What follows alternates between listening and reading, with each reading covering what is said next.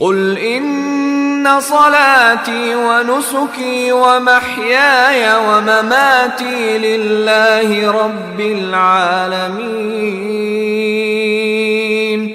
قل ان صلاتی، نبی محترم کہہ دیجئے یہ حلف ہے، یہ آخری بات ہے، مومنو اس پر ایمان لو اور کہا کرو، اسے وطیرہ بنا لو۔ قل کہہ دیجئے، یہ نبی اکرم صلی اللہ علیہ وسلم کو بھی کہا جا رہا ہے، ان صلاتی، ان بے شک، صلاتی میری نماز، صلات کہتے ہیں نماز کو، یہ ساتھ لگ گئی متکلم کے لیے میں، ان صلاتی بے شک میری نماز، و نسکی، نسکا ینسکو کہتے ہیں منسک بندگی کے کرنے کے طریقے، کرینے، میری بندگی کے سارے کرینے، میری قربانی۔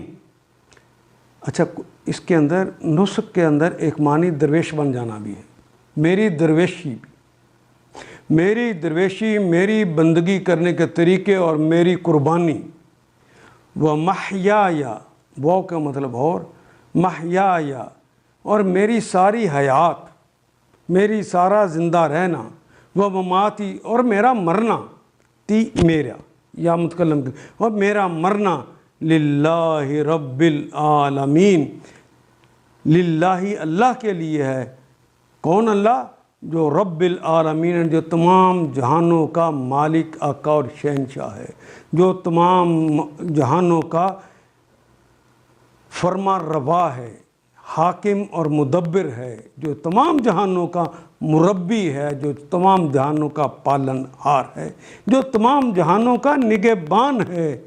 میری نمازیں، میرے عبادات، میرا جینا اور میرا مرنا سارا اسی رب العالمین کے لیے ہے۔ ان آیات کو ایک دفعہ پھر تلاوت خود کیجیے، عربی و مبین پڑھتے ہوئے دیکھیے، کیا بات پوری اندر اتر رہی ہے؟